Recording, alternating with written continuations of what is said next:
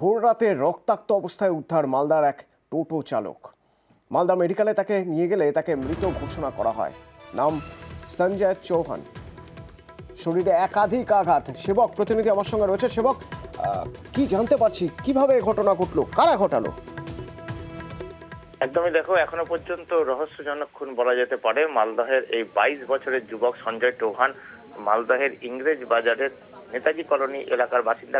গতকাল সন্ধ্যায় বাড়ি থেকে বের হন টোটো নিয়ে, এরপর বাড়ি ফেরেননি। আর বেশি রাতে তার রক্তাক্ত অবস্থায় তাকে উদ্ধার করা সম্ভব হয়। মালদা মেডিকেল কলেজে নিয়ে যাওয়া হলে চিকিৎসকরা তাকে মৃত বলে ঘোষণা করেন। তার শরীরে একাধিক জায়গায় ব্লেডের আঘাত, ধারালো অস্ত্রের আঘাত রয়েছে এবং অতিরিক্ত রক্তপাতও হয় শরীর থেকে।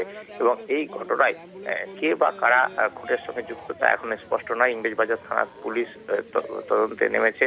তবে এলাকার মানুষজন অনেকেই সরব হচ্ছেন যে এলাকায় নেশাখোরদের উৎপাত দাপাদাপি বেশ কিছুদিন ধরেই বেড়েছে। বহিরাগতরাও এলাকায় নেশার আসর বসাচ্ছে। ফলে এই খুনের ঘটনার সঙ্গে নেশাখোর বা বহিরাগত কোনো দুষ্কৃতীর যোগ রয়েছে কিনা পুরো বিষয়টি খতিয়ে দেখা হচ্ছে।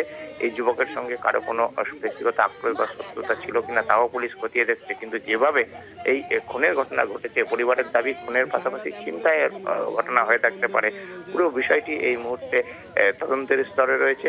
তবে এলাকায় আতঙ্ক ছড়িয়েছে। এলাকার মানুষজন তারা কিন্তু নিরাপত্তার দাবিতে সরব হয়েছেন। পুলিশের ভূমিকা নিয়েও প্রশ্ন উঠছে এলাকায়। ধন্যবাদ। আমাদের ওখানে পাতাপাটির অতিরিক্ত অত্যাচার, ঠিক আছে, বয়স্ক মানুষ থেকে শুরু করে বাচ্চাদেরকে কাউকেই ছাড়ে না। আমার যতদূর সম্ভাবনা যে এই কেসটা পাতাপাটিদেরই কেস। মারধর করে? হ্যাঁ, মারধর করেছে, গলাতে ব্লেড মেরেছে, পিঠে বুকে সব দিকে ব্লেড মারা আছে, ব্লেড মারার দাগ আছে।